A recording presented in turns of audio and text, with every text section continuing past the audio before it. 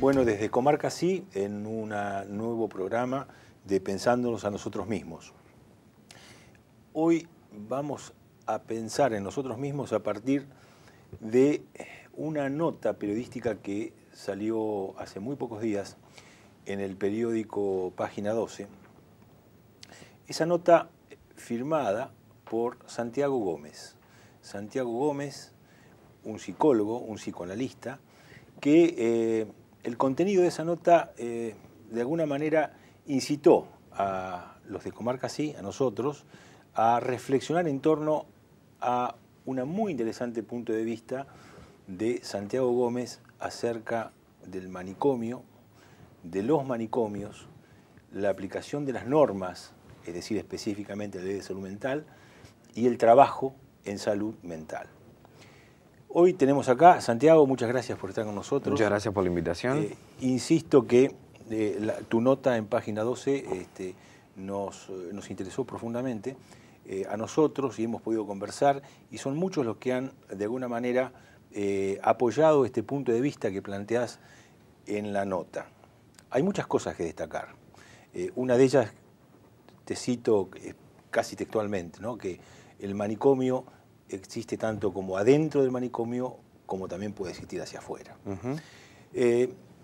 Una cuestión importante que destacamos de tu nota es una actitud tuya de análisis antinormativo, es decir, los problemas de salud mental no son tantos por la falta de normas o por la no aplicación de algunos, sino fundamentalmente por la naturalización de determinadas prácticas de trabajo de quienes participan en el proceso terapéutico. ¿Es así? ¿Por qué no nos explicas un poco mejor tu posición? Sí, me parece que está muy bien puesto el acento en la cuestión de la norma. Digo, por un lado, sí considero que la realidad hoy de la existencia de tantos miles de sujetos dentro de los manicomios no se explica por la falta de normativa legal, que no es que no se pudiera hacer otra cosa, sino que las convenciones internacionales o tanto la valiosa y reciente aprobada Ley de Salud Mental Nacional, que se aprobó el año pasado de la autoría de Leonardo Gorbach, posibilitan y dan cuenta de que tiene que haber otro modo de trabajar. Ahora, lo de la norma es intrínseco al poder psiquiátrico. Digo, esto Foucault lo tiene muy bien trabajado. Digo, el poder psiquiátrico es un poder disciplinario donde hay una norma, la normativa de la normalidad, donde se tienen que realizar tales o cuales conductas, y el que no está dentro de esa normativa pasa a estar del lado de unos lo van a diagnosticar, los van a llamar anormales, los van a llamar locos. El punto es, la práctica psiquiátrica, ¿sí?, es una práctica objetivante, ¿sí?, que deshistoriza al sujeto que llega ahí y lo trata solamente como un objeto, el cual, si no va a reaccionar y no se va a comportar como la norma espera, ese tipo de conductas va a tener una sanción. Ahora, el tipo de práctica que podríamos decir psiquiátrica, pensándolo como el poder psiquiátrico, digo, si lo pensamos técnicamente, excede a los psiquiatras. No es algo que es propio de los psiquiatras. Esta modalidad de objetivación o de pensarlo en relación a esto que vos bien planteás de la norma como en falta, ¿sí?, también es propio de muchos de los psicólogos y también muchos de los psicoanalistas, ¿no? Un gran intelectual que tuvo la Argentina y un gran autor, Oscar Mazota, que fue uno de los introductores del lacanismo en la Argentina, él lo que siempre planteaba era que la falta era una cuestión de derecho, no era una cuestión de hecho. En lo real no falta nada, hay lo que hay. Entonces, suponer que el otro es loco porque le falta algo o por una cuestión deficitaria, ahí automáticamente se plantearía que existiríamos los normales, que seríamos los que tendríamos lo que a ellos les falta, ¿sí?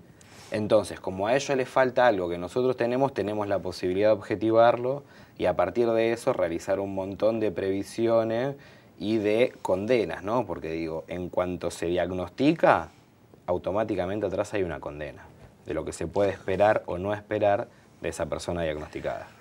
La Ley de Salud Mental Nacional de fines del 2010 y la Ley de Salud Mental, la 448, ¿no es cierto?, de la Ciudad de Buenos Aires, digamos, proponen, digamos, las políticas de desmanicomialización, es decir, el tratamiento de las enfermedades mentales, proponer el tratamiento no institucionalizado de las enfermedades mentales y además el lograr que abolir las internaciones compulsivas y de alguna manera poner en el plano como sujeto de derecho a los enfermos mentales. Y esto se ha considerado desde muchísimos ámbitos como un gran avance, evidentemente, y es de destacar la Ley de Salud Mental Nacional y la Ley de la Ciudad de Buenos Aires. Parte de las críticas que están sobre que no se aplica la ley o no se cumplen exactamente los principios que tienen estas dos leyes y que, bueno, vuelven a poner el acento en la cuestión normativa. Vos planteás, entiendo, de que es imprescindible para llegar a cumplir con los elementos doctrinarios que están en esos cuerpos legales, que haya determinado grado de acumulación social que acompañe al cambio organizacional, que acompañe al modelo de atención, etcétera, etcétera. Bien, si esto es así, debemos decir que en la Argentina no hay un suficiente quantum de capacidad de reflexión en torno a lo que hacemos en salud y específicamente en salud mental como para lograr un cambio en estos modelos de atención. Lo que estaría más de acuerdo en decir es, sin lugar a dudas, que somos muchos los que estamos pensando en que otro modo de trabajar es posible, ¿sí? Digo, de hecho, la provincia de San Luis cerró el manicomio hace muchos años ya, la hizo también en su momento la provincia de Río Negro. De hecho, la palabra desmanicomialización es oriunda de Río Negro. Digo, si uno va digamos, en los orígenes de los procesos de desmanicomialización, la palabra es desinstitucionalización. Ahora, sí, sin lugar a dudas es claro y es manifiesto que lo que falta es que esa cantidad de compañeros que estamos proponiendo otro modo de trabajar, nos organicemos, ¿sí?, para pedir otras condiciones de trabajo. Porque acá hay una cuestión que es la siguiente.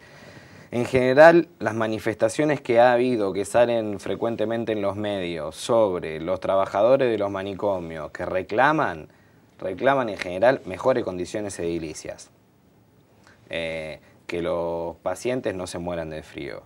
Ángel Barraco, uno de los autores de la Ley 448, siempre define, y yo lo comparto, que un manicomio es un campo de concentración. De hecho, el proceso de cierre de los manicomios en Europa pasó cuando se abrió Auschwitz. Cuando se abrieron los campos de concentración y vieron las condiciones en las que estaban esas personas, se dieron vuelta, miraron los manicomios y dijeron, muchachos, no estamos haciendo algo tan diferente. Entonces, cuando se piden mejores condiciones para un lugar donde se violan sistemáticamente los derechos humanos, es lo mismo que digamos que, no quiero, pongámoslo, sí, un centro clandestino de detención, ¿sí?, y que están pasando frío, y nosotros decir, che, mejoremos las condiciones. Pero no se está discutiendo hoy, saquémoslo. Tristemente, las manifestaciones políticas que hay de un sector de los trabajadores de los manicomios, porque sepamos que de los profesionales de la salud mental de la Ciudad de Buenos Aires, el 50% trabaja gratis, ¿sí? Y cuando salen médicos municipales o ese sector, no representan al total de la clase trabajadora de eso. Sí, hay una cuestión que excede al ámbito de la salud mental, que es una situación de cuál es el modo y el nivel de organización que tiene hoy la clase trabajadora en la Argentina. Entonces, sí, realmente lo que falta es una mayor movilización social para reclamar el cumplimiento de eso. Porque en general yo hasta ahora no he tenido la posibilidad de ver, o en Página 12 no han salido, que Página 12 es en general el medio que más sigue la problemática de salud mental, a los mismos trabajadores que salen a pedir que le pongan gas en el Borda, al otro día salir a decir que tiene que haber casa de medio camino. Eso no sale. Ahora, también lo que hay que reconocer es que el trabajo de salud mental, hay un trabajo de salud mental que excede también lo que es estrictamente manicomial. Porque yo me formé en el municipio de Moreno, donde hay un trabajo en red con distintos municipios de la provincia de Buenos Aires, en general es la red de salud mental del oeste, con todos los municipios del oeste, y se hace trabajo en salud mental. Lo que pasa es que hay un trabajo en salud mental desde una perspectiva de atención primaria, donde en cada una de las unidades sanitarias de Moreno hay un psicólogo. Y no es que no nos llegó nunca una persona que... Y los acompañantes comunitarios, ¿no? También. Y teníamos los acompañantes comunitarios en salud mental, que fue un trabajo donde se capacitó a vecinos del barrio para que acompañen a personas que están pasando por un momento delicado de su vida. Ustedes hacían una diferenciación entre acompañamiento comunitario y acompañante terapéutico. Sí. No eran terapéuticos, sino que en realidad eran acompañantes comunitarios, claro. Sí, yo acabo de venir de Brasil, donde hay una diferenciación muy grande entre lo que es el acompañamiento terapéutico acá en la Argentina y lo que es el acompañamiento terapéutico en Brasil. En Brasil, digamos, si los acompañantes comunitarios de Moreno estarían mucho más cercanos a los acompañantes terapéuticos de Brasil, pero están mucho más lejos de los acompañantes terapéuticos de la Argentina. Porque el acompañamiento terapéutico en la Argentina, esperemos que no suceda, pero va tristemente, me parece, a terminar en una tecnicatura, en un título intermedio, y donde no se lo piensa como un par, sino que el acompañante terapéutico es alguien que está subordinado al psicólogo, subordinado al psiquiatra. Y en Brasil, ahora en Río Grande do Sur, en la Morada Viamão, que es una morada que está ahí cerca de Porto Alegre, donde hay personas que pasaron añares adentro del manicomio de San Pedro. La persona que está como responsable de coordinar, el responsable que tiene el cargo de esa responsabilidad, es una persona que antes fue herrero adentro del manicomio, era el tipo que hacía las rejas, y es un herrero, no es un profesional. Entonces acá lo que se crea, hay una cuestión como que para ser acompañante terapéutico hay una especialización. Yo particularmente creo que para trabajar con la locura no se necesita una especialización. La locura es un problema de lenguaje. Digo, lo tenemos que pensar que la locura es en términos de el lazo social. Digo, no es que una persona ni que está enferma, no es una persona ni que está deficitaria, sino que en cierto momento de su vida aconteció algo que le fue imposible tramitar, diríamos desde Freud, por la vía de lo simbólico.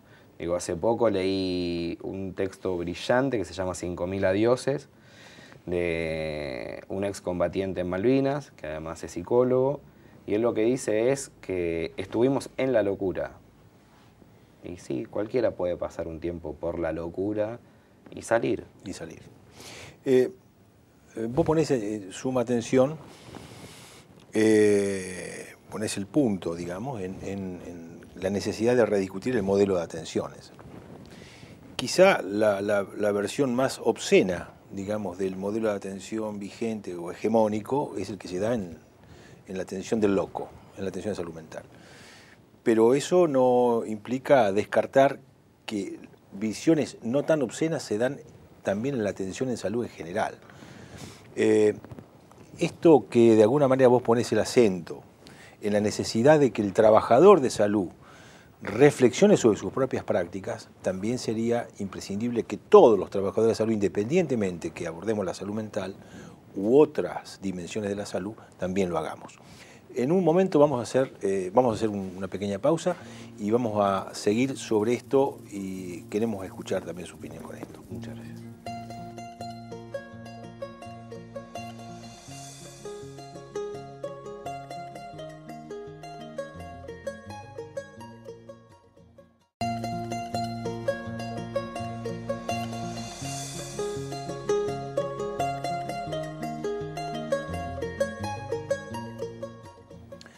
Seguimos conversando con Santiago Gómez a partir de una brillante para nosotros nota que publica en Página 12 y polémica para otros muchos también.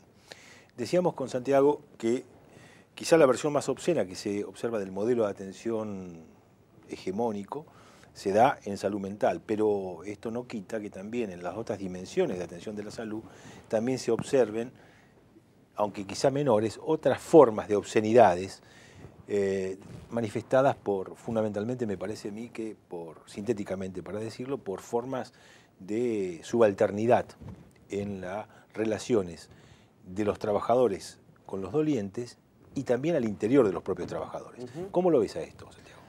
Sí, a mí hay una cuestión que dentro de las críticas que recibí por la nota, las publicadas ayer, de un sector, del sector más reaccionario de todos los trabajadores de la Ciudad de Buenos Aires, que son los de médicos municipales, enemigos acérrimos tanto de la Ley de Salud Mental como de la Ley 448, esto es claro. Tristemente no recibí nada o alguien que todavía hubiera podido levantar la propuesta de salir a discutir cuáles son las razones por las cuales los trabajadores tienen que trabajar bajo esas condiciones de violencia. Porque esto, digo, es como no los piensan iguales, piden por los derechos de los pacientes. Pero como yo a la persona que están internadas las pienso igual que yo lo que digo es nadie tiene por qué vivir en esas condiciones ni trabajar en esas condiciones. Y no los veo tampoco a los trabajadores pidiendo por eso.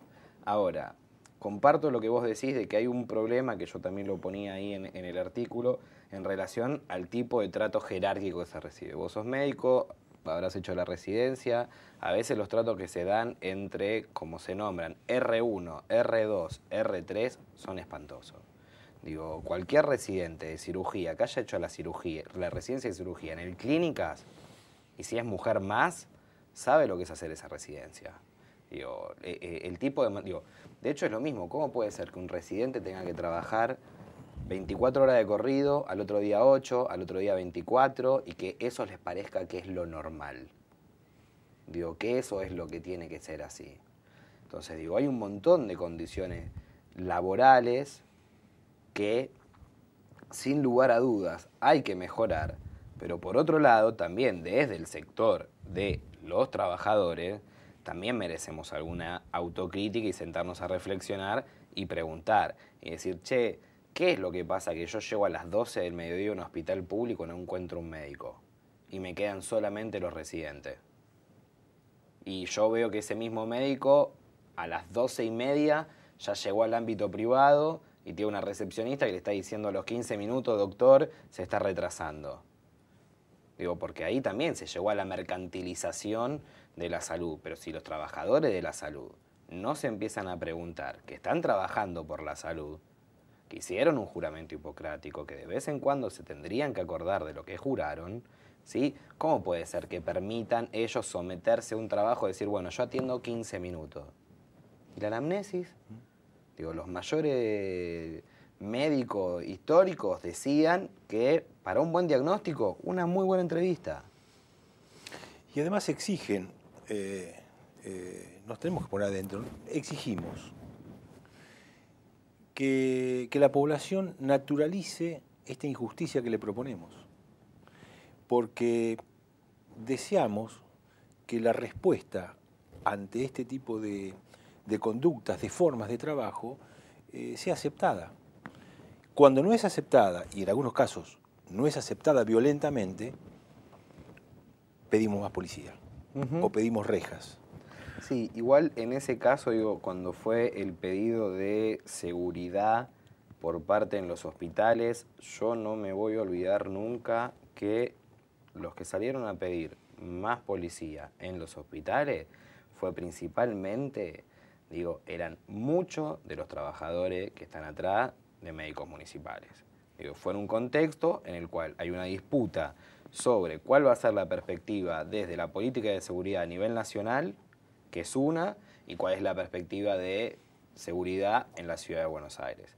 Digo, yo creo que ahí también fue utilizado esto para salir a decir, digo, porque si hay una problemática de salud, digo, si quieren, de esa problemática sobre la seguridad de los profesionales de la salud, ¿por qué no salen a contar lo que tiene que vivir un profesional de la salud en un hospital de la provincia de Buenos Aires? Digo, Carancho, la escena que muestra también, eso, cualquiera que trabajó en un hospital público en la provincia o en cualquier hospital público, saben que esas cosas pasan, siguen pasando esas cosas. Digo, la violencia no es más que la expresión del estallido de un momento en la vida de un sujeto en función de la coyuntura social y política que vive. Una persona que es completamente violentada, completamente maltratada. ¿Por qué tiene que llegar a un hospital, a un lugar donde debería ser hospitalario, y otra vez grito, maltrato? Porque si no, y aparte hay una cuestión que a mí me parece que es una falsedad y nos lleva a una discusión es cuando entra la cuestión del presupuesto, claro, ¿no? Porque digo, no jodamos. Los profesionales de la salud, principalmente los médicos, no cobran mal. ¿No? Cuando uno le dice, che, ¿y por qué a las 4 de la tarde, si tu horario es hasta las 4, a las 12 te vas? Y porque tengo... yo voy a otro lugar, una oficina pública, y la persona entra a las 8 de la mañana y sale a las 4 de la tarde. ¿Y por qué si vos sos empleado estatal tenés derecho a irte antes de tu horario de trabajo? Eso es lo que yo quiero que me expliquen. ¿Cuál es la razón para que vos no cumplas con el horario que tenés que cumplir? Digo, ¿en función de qué uno se considera que tiene ese derecho? ¿No? Porque a su vez después lo que pasa es que queda todo a cargo de residentes o concurrentes, ¿sí? Que son profesionales jóvenes que necesitan también de una persona que los contenga, pues están empezando a hacer sus prácticas, para hacer su experiencia, y tenés todo un sistema sostenido en concurrentes y residentes. ¿Y los de planta dónde están? Sí, o basado en sistema de guardias, o turnos postergados, baja oferta de atención ambulatoria. El trabajo en guardia es una locura. ¿Cómo van a hacer trabajar un médico 24 horas de corrido y que salga a la mañana y tenga que seguir hasta las 4 de la tarde, vuelva a su casa y otra vez guardia 24 y hasta la... Eso es insalubre. Bueno, hay que repensar todo esto y que tenemos que reflexionar fuertemente, pero proponerlo realmente, ¿no? Vos algo decís en la nota que es muy fuerte, pero sumamente interesante. En muy pocas palabras decís, atención, dice, Macri no los obliga o no nos obliga a atar a los pacientes horas y horas a la cama. Eso lo estamos haciendo nosotros, ¿no? O sea que esta cuestión, digamos, es importante, digamos, tener en cuenta el conjunto de determinantes que llevan que las cosas sean así. Pero ¿cuánto está en nuestra posibilidad, en la medida que reflexionemos y que tengamos claro qué es lo que tenemos que hacer para beneficiar al otro, al doliente, está en nosotros poder hacerlo? Sí, cuando una persona... La práctica manicomial es una práctica que tiene cientos de siglos, tiene cientos de años, mejor dicho.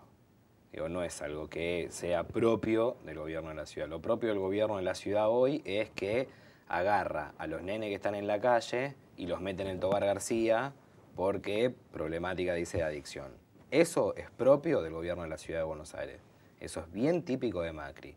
En vez de estar armando paradores o lugares o casas o albergues y demás para los chicos que están en la calle, no, cuando se encuentra alguno de esos chicos los mandan al Tobar García.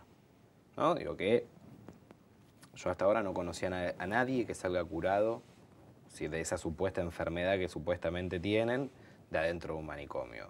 Salen peor, nadie sale mejor de ese tipo de lugares. Ahora, está muy bien lo que vos decís, no se necesita más presupuesto para que cuando una persona tiene lo que dicen una crisis psicoactiva, en vez de atarlo, que eso llaman contener, lo contengas con lo que nosotros consideramos que es contener, que tiene toda una carga afectiva atrás. Yo ahí contaba en la nota, una vez con Evaristo Pascuale, director de salud mental de Trieste, había ido a conocer Open Door y cuando salió me decía, hace 30 años que yo no veo una persona atada a una cama. Entonces ese modo de responder, o el jefe de pediatría del Tobar García que sale a responder que contener y bueno, cuando un paciente te pega, y sí, a mí también me han pegado los pacientes. Una vez. Ahora, ¿por qué? Es entrar en medio de una crisis. Ahora, ¿por qué te pega? ¿Es a vos al que pega o vos aparecés como representante de una institución tremendamente violenta y hasta que puedes saber que sos distinto y que lo vas a poner a él en otro lugar, que no lo vas a poner en el lugar de objeto? ¿Qué pasa? Porque yo quiero saber cuántas personas en Moreno, por ejemplo, en lugares, yo no sé cuántas personas golpean a su psicólogo adentro de la unidad sanitaria. Yo esas cosas no las vi jamás. Sí adentro de una institución, pero ahora, ¿quién se puede asombrar de la violencia adentro de un manicomio? Es propio del manicomio. Ahora, lo que nosotros no podemos bajo ningún aspecto es justificar nuestra violencia por el comportamiento del otro. Una vez que aparece la violencia, pues se te acabaron los recursos. Y no estamos hablando de recursos de plata. Si no podés contener un nene de 12, 13, 14, 15 años que está muy mal y lo único que podés hacer es atarle una cama, salí, andá y ponete una ferretería. O juntate con otros compañeros y decís, che, esto me está haciendo ruido. Porque yo sé que hay muchos jóvenes que entran a la residencia, a la concurrencia, y que les hace ruido eso. que dicen, che, ¿qué haces cuando tenés una crisis así? ¿Qué es lo que tenés que hacer? Y lo tenés que inyectar en la cama, si esa es la respuesta que te dan. Ahora, cuando uno ve que en San Luis eso ya no se hace más, que uno ve que en Brasil hay un trabajo de desinstitucionalización enorme, donde vienen cerrando manicomios, donde en Italia hace 30 años que no hay más manicomio. Y pongo los dos ejemplos, porque cuando dicen si no Italia, dicen, bueno, Italia tiene recursos. La realidad brasilera es muy parecida a la nuestra, y hasta diría, en muchos casos, mucho peor. Pues una sociedad mucho más injusta, que no tuvo la posibilidad de la movilización social que ha tenido la Argentina en entre los años 40 y lo que intentaron dejar trunco en el 55 y que no pudieron. No hubo peronismo en Brasil. No hubo peronismo en Brasil. Digamos, la primera movilización social que se está viendo en Brasil fue posterior a Lula.